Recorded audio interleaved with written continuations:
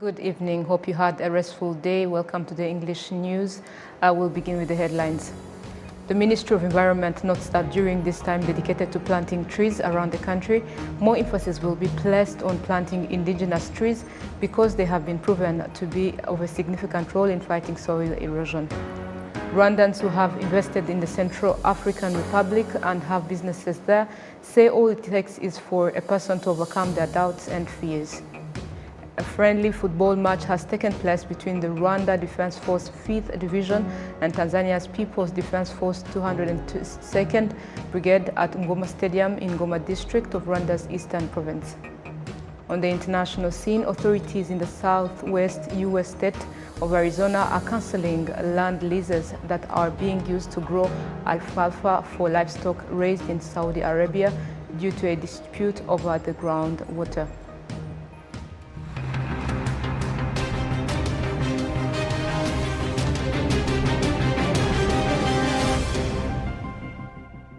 My name is Olive Nete. Welcome to the news in details. Members of the East African Legislative Assembly, EALA, who are in Rwanda for the meeting of the second session of the Fifth Assembly, demonstrate that the way Rwandans find solutions to their problems through the Umuganda community work is a lesson to be learned by other countries. Prince Manzi with the details. The EALA deputies, together with the Speaker of the Rwandan Parliament and residents of Masaka sector in Kicukiro district, participated in the Umuganda community walk on Saturday, where 3,000 trees were planted.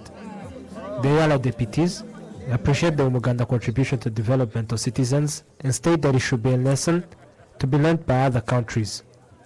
This is going to be part of the report of the Assembly, and we are going to debate it as a best practice that will encourage all the other partner states to adopt it, because you see, matters of climate change mitigation measures is something that we can begin locally, and if we mobilize our communities to embrace it.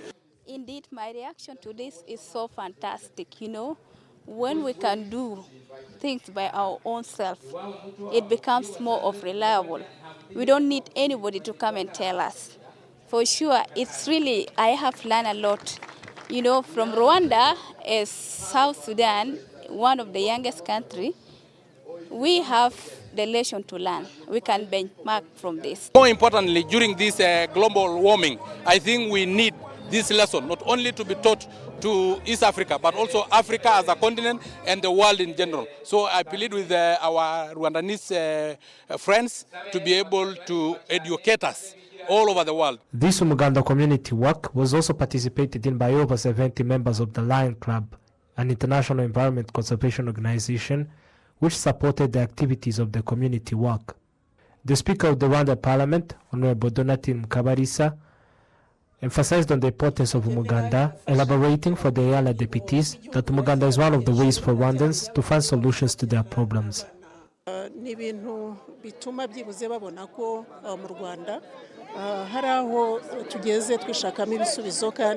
It demonstrates the way forward Rwandans have in finding the solutions. It is also an indication that working together, citizens participating in the country's developmental activities is effective. It is also a time to discuss with citizens on various programs of the government. The second meeting of the second session of the Fifth Assembly is taking place from 23rd November to 7th December 2023 at the Parliament of Rwanda in Kigali, and to be followed by the EALA games that vary in various disciplines. Prince Manzi, RwandaTV News. Thank you, Prince, for the details. And still speaking of the monthly community work, the Ministry of Environment notes that during this time dedicated to planting trees around the country, more emphasis will be placed on planting indigenous trees because they have been proven to have a significant role in fighting soil erosion. By February next year, Rwanda is planning to plant 63 million indigenous trees around the country. We have details. Different young people, officials and other residents of Kigali City gathered in the monthly community work to plant trees on the hill of Rebero, a place dedicated to cultural tourism, which is called the Kigali Cultural Village.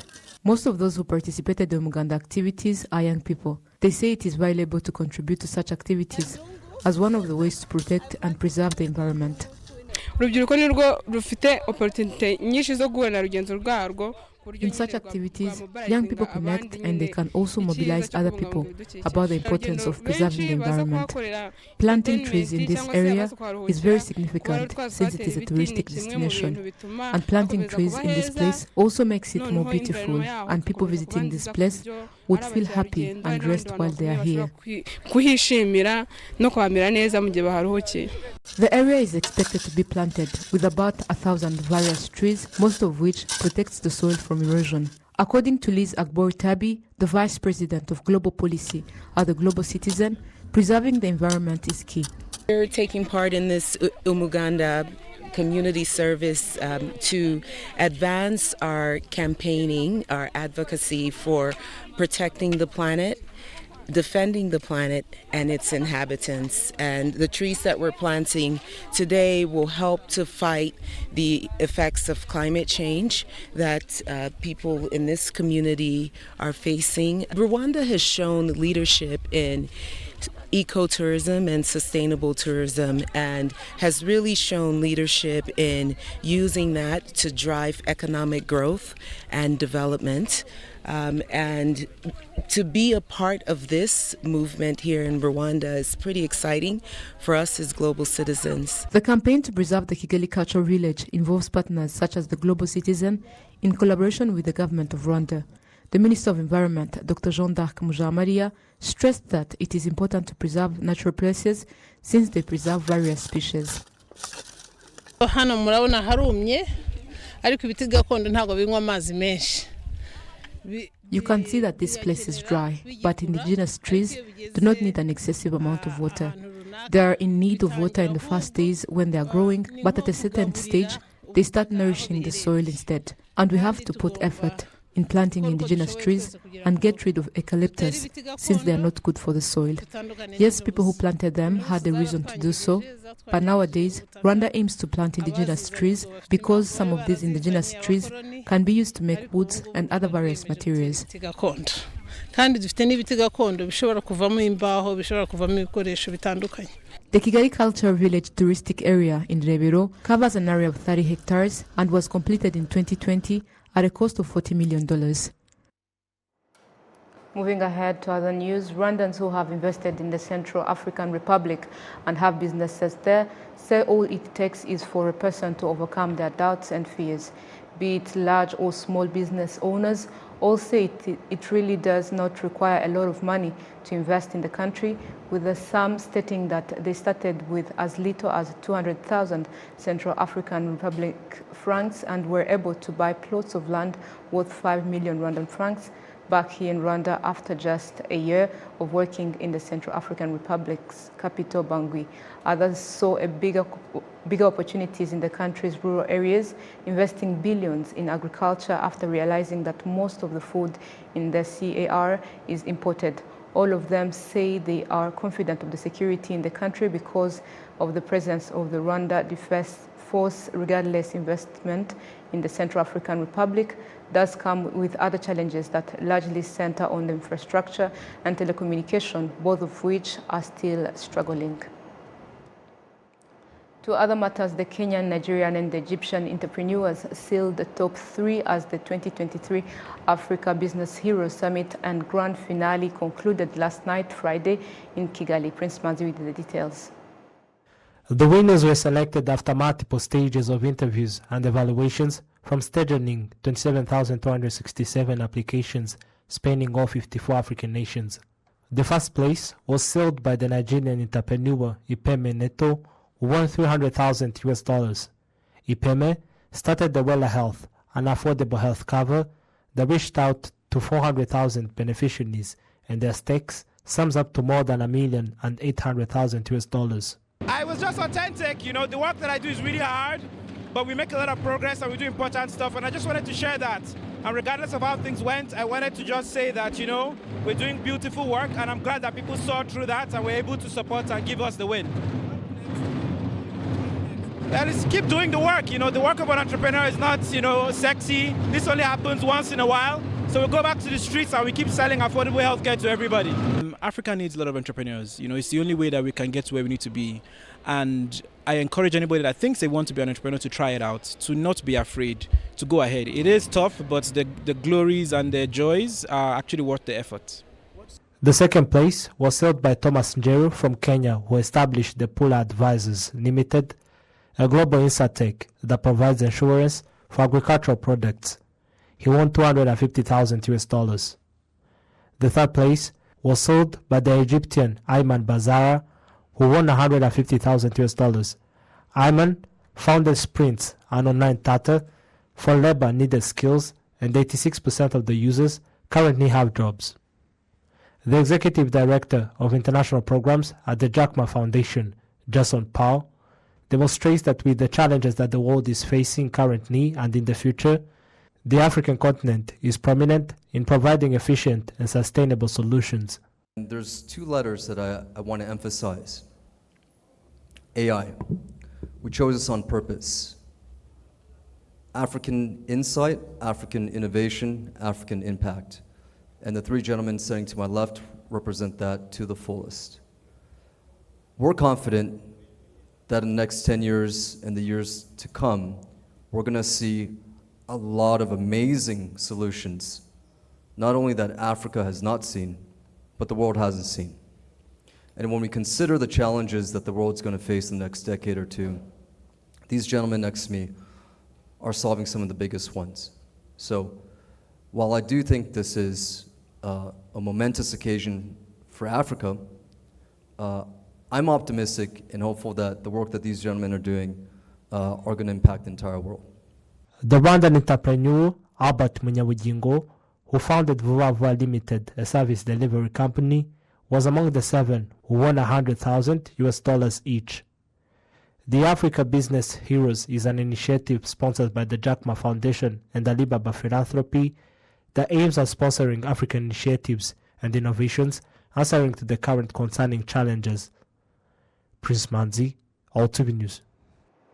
Thank you, Prince. Now to other matters. Local residents in the sector of Kanyinya in Nyarugenge district are happy about the fact that trees planted on the hill of Nyamweru are going to help fight soil erosion in the area. The trees were planted thanks to collaboration with MTN Rwanda.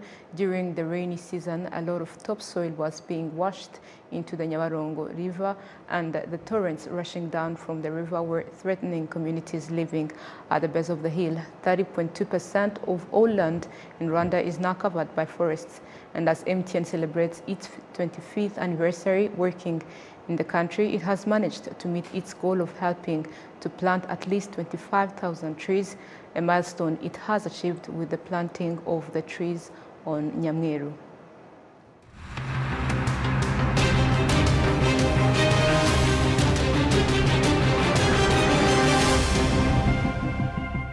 Now to sports matters. A friendly football match has taken place between the Rwanda Defense Forces 5th Division and Tanzania's People's Defense Force 202nd Brigade at Ngoma Stadium in Ngoma district of Rwanda's eastern province. The game went down to a penalty shootout with TPDF beating the RDF 5-4 points.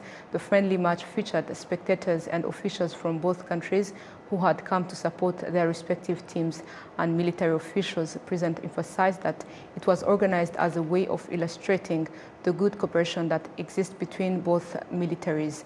Earlier in the day, military personnel from both countries had participated in Muganda activities joined by local residents in Kibungo sector of Ngoma district. Now to health matters. While mental health remains a prevalent issue around the world, the Ministry of Health in Rwanda, as well as various other medical entities, are developing approaches to tackle this ongoing challenge. According to the Ndera Neuropsychiatric Hospital, more than 70% of the patients they receive are young people, and 70% of them are under the age of 25. Earlier today, we engaged with one of the youth-led organizations called Ingenzi Health Initiative, which tackles mental health in young people. Dr. Richard Nyongabo, the co-founder of the organization, will shed light on the approaches contributing to a healthier and more resilient youth population. Take a look. The Health Initiative is a local NGO that was co-founded by 3 medical doctors with the aim to tackle problems related to the youth. by providing the 3 A's, means by providing solutions that are available, accessible, and affordable. And this is what we've been doing for a whole year, and since then we've been doing some amazing job. Thank you. So you say that you tackle mental health in young people. Why did you decide to tackle mental health among various issues that our society is facing, and why did you choose to address the youth? We actually tackle mental health. The reason why we chose mental health is that we wanted to bring another perception of mental health to people, because formerly people used to think that mental health is only depression and bipolar disorders and schizophrenia. But we brought this approach because mental health is connected to everything. Actually, the mind is the central part of our body. So when your mental health is not well, even your physical health is not well. For example, we saw that there is a need of tackling, for example, of trying to see a correlation between mental health and sexual and reproductive health, mental health and nutrition, mental health and everything, because they are all interconnected. That's why we wanted to use this approach. What kind of approaches do you use to help young people struggling with mental health issues? We use a holistic approach. By meaning holistic, we try to we always try to bring all things together, considering everyone as an individual. For young people that are in schools, we tend to use what we call Ingenzi Talks. We can go there and teach them. For the youth that does not go to school, we tend to produce manuals, booklets that they can use and still get something from those books. There are curriculum that's specifically for them. We also have different games and cards that also youth in different areas, for example, in youth camps or boarding schools, can use and still access the information. So we don't have one specific way of approaching. We tend to tackle the issue using various methods. What challenges do young people commonly face regarding mental health, and how does Ingenzi tailor its strategies to address these challenges effectively? Thank you so much. The first challenge that students or youth have is stigma, societal stigmas. And when you talk about stigma, it's not only in the community, everywhere. Where I work at the hospital as a doctor, you might see that sometimes people tend to ignore the complaint of people that have mental health issues. There's pressure, there is stigma, there is all those things that they face on a daily basis, and we are here to help them. We are here to connect them with other people that can help them tackle those issues, because Ingenzi Health Initiative is work in a specialized way. The care that we cannot provide, we can refer you to another specialist. Right now we work with Karayes Ndera and other different clinics. You can go there and they can help you in case you need special needs.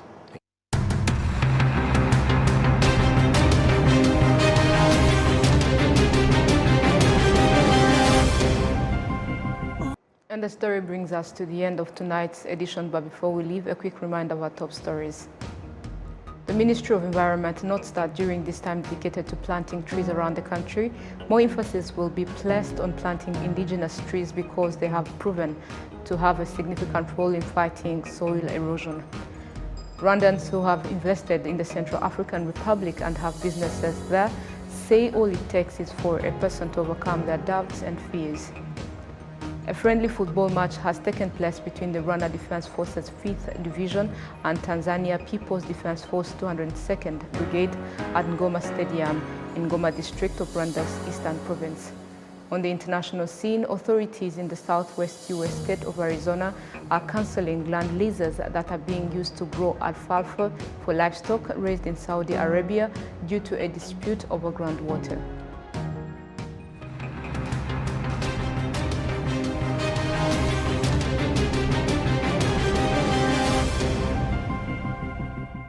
Thank you for joining us today. Until next time, take care and goodbye.